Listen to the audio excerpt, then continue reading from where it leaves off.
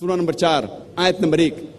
یا ایھا الناس اتقوا ربکم الذی خلقکم من نفس واحدہ وخلق منها زوجہا، اے انسانوں اپنے رب سے ڈرو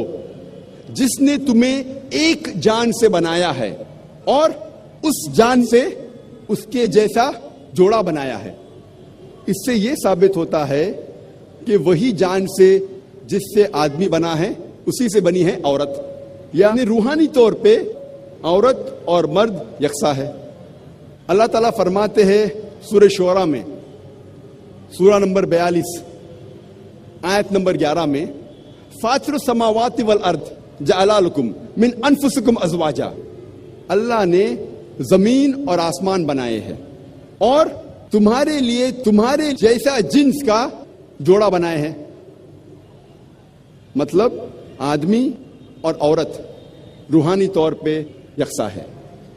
اللہ تعالیٰ فرماتے ہیں سورہ ہجر میں سورہ نمبر 15 آیت نمبر 29 میں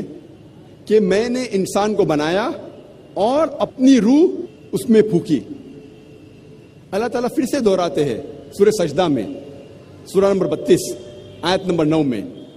ہم نے انسان کو بنائے اور اپنی روح اس میں پھونکی، دونوں میں، مرد میں بھی اور عورت میں بھی۔ اس کے معنی یہ ہے کہ اللہ سبحانہ و تعالیٰ کا علم ہر انسان کو دیا کہ اللہ سبحانہ و تعالیٰ ہے۔ اللہ فرماتے ہیں سورہ اسراء میں سورہ نمبر 17 آیت نمبر 70 میں وَلَقَدْ كَرَّمْنَا بَنِي آدَمَ، اللہ سبحانہ و تعالیٰ نے بنی آدم پر کرم فرمائے۔ اللہ سبحانہ و تعالیٰ نے ساری بنی آدم پہ رحمت فرمائے، چاہے وہ آدمی ہو یا عورت، چاہے کالا یا سفید، امیر یا غریب، ہر بنی آدم، ہر انسان پہ اللہ سبحانہ و تعالیٰ نے کرم فرمائے۔ اسلام کے علاوہ اور بھی دوسرے مذہب ہے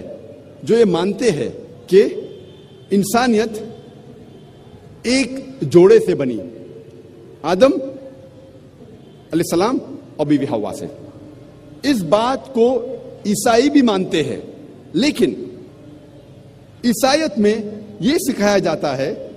کہ انسانیت گناہ میں پیدا ہوئی ہے اور اس کے قصوروار ہے عورت، اور وہ کہتے ہیں کیونکہ بیوی حوا نے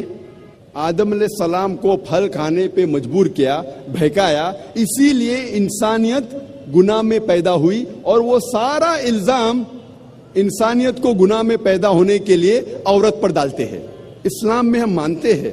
کہ ساری انسانیت ایک جوڑے سے بنی ہے، آدم علیہ السلام اور بیوی حوا سے، لیکن قرآن مجید آپ پڑھیں گے تو قرآن مجید میں کہیں بھی الزام صرف عورت پر نہیں ڈالا گیا ہے۔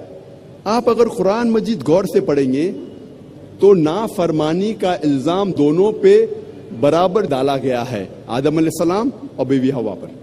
قرآن میں اللہ تعالیٰ فرماتے سورہ اعراف میں سورہ نمبر 7 آیت نمبر 19 سے 27 تک اللہ سبحانہ و تعالیٰ اس قرآن میں کم سے کم آدم علیہ السلام اور بیوی حوا کا ذکر، دونوں کا ذکر 1 درجن سے زیادہ بار کرتے ہیں ان آیتوں میں،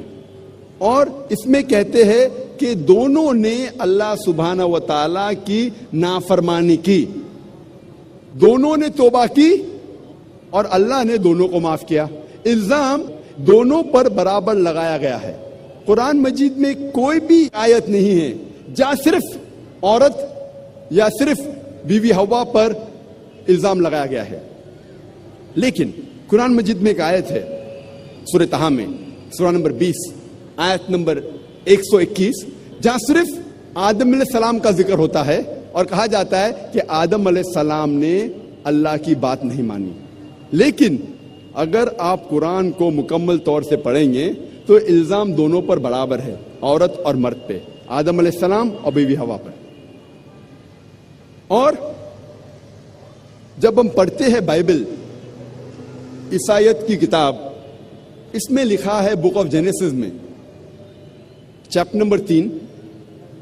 اس میں لکھا ہے کہ اللہ سبحانہ و تعالی عورت کو ایک سزا دیتے ہیں، ایک دنڈ دیتے ہیں، اور جو یہ پریگننسی ہے حمل ٹھہرنا ایک عورت کے لیے سزا ہے. بائبل میں لکھا ہے بک آف جینیسس میں چیپٹر نمبر 3 ورس نمبر 16 میں کہ میں تیرا درد بھرا حمل بڑھاؤں گا. خدا کہتا ہے عورت سے, اور تو درد میں بچوں کو جنم دیں گی. میں تیرا درد بھرا حمل بڑھاؤں گا اور درد میں تو بچے جنیں گی اور تیری خواہش تیرے شوہر کی ہوگی. تو اس سے یہ پتا لگتا ہے کہ pregnancy is a Chris on the woman. حمل ٹھہرنا ایک سزا ہے عورت کے لیے. لیکن جب ہم قرآن مجید پڑھتے ہیں, قرآن میں اللہ تعالیٰ فرماتے ہیں سورہ نساء میں سورہ نمبر 4 آیت نمبر 1 میں, respect the womb that bore you, عزت کرو اس کوکھ کی جس نے تمہیں جنم دیا. اللہ تعالیٰ فرماتے ہیں سورہ انعام میں سورہ نمبر 6 آیت نمبر 151 میں کہ آپ اپنے والدین کی عزت کرو, نیک سلوک کرو. اللہ تعالیٰ فرماتے ہیں سورہ لقمان میں سورہ نمبر 31 آیت نمبر 14 میں کہ ہم نے انسان کے لیے فرض کیا ہے کہ وہ اپنے والدین سے حسن سلوک کرے. اور آپ کی والدہ نے درد کے بعد درد سے آپ کو پیٹ میں سنبھالا اور 2 سال تک دودھ پلایا. اللہ تعالیٰ فرماتے ہیں سورہ احقاف میں سورہ نمبر 46 آیت نمبر 15 میں وَيَسَّرْنَا الْإِنسَانَ بِوَالِدَيْهِ احسانا, ہم نے فرض کیا ہے انسانیت پر کہ وہ اپنے والدین سے حسن سلوک کرے. اور تمہاری والدہ نے مشکل سے تمہیں پیٹ میں سنبھالا اور درد کے ساتھ جنم دیا. جب ہم قرآن مجید پڑھتے ہیں ہمیں پتہ لگتا ہے کہ پریگننسی اپلفٹس اے وومن, کیونکہ عورت انسان کو جنم دیتی ہے اسی لیے اس کی عزت اور اٹھائی گئی ہے, نہ کہ اسے نیچے کیا گیا ہے. اور اللہ سبحانہ و تعالی کے نزدیک جنس, سیکس کبھی بھی کرائٹیریا نہیں ہے, کبھی بھی معیار نہیں ہے کسی کو عزت دینے کے لیے یا نیچے گرانے کے لیے. انسان کو جانچنے کا معیار قرآن مجید میں دیا گیا ہے سورہ حجرات میں سورہ نمبر 49 آیت نمبر 13 میں, جہاں اللہ سبحانہ و تعالیٰ فرماتے ہیں یا ایھا الناس ان خلقناکم من ذکر و انثی وجعلناکم شعوبا وقبائل لتعارفوا ان اکرمکم عند اللہ اتقاکم ان اللہ علیم خبیر. اے انسانوں, ہم نے تمہیں ایک مرد اور ایک عورت کے جوڑے سے بنایا ہے اور تمہیں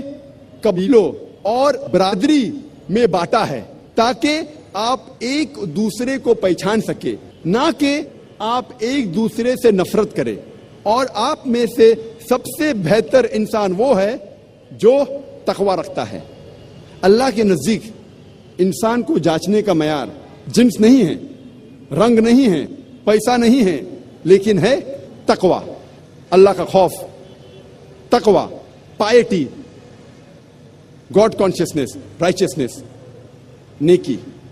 اور جنس کبھی بھی معیار نہیں ہے اللہ سبحانہ و تعالیٰ کے لیے کہ وہ کسی کو سزا دے یا کسی کو ریوارڈ دے, کسی کو انعام دے. اللہ تعالیٰ فرماتے سورہ آل عمران سورہ نمبر 3 آیت نمبر 195 میں اللہ تعالیٰ فرماتے میں کبھی بھی کسی بھی شخص چاہے وہ عورت ہو یا مرد ہو میں اس کے اعمال کو ضائع نہیں کروں گا کیونکہ یہ دونوں ایک دوسرے کے برابر ہے. اللہ تعالیٰ فرماتے ہیں سورہ احزاب میں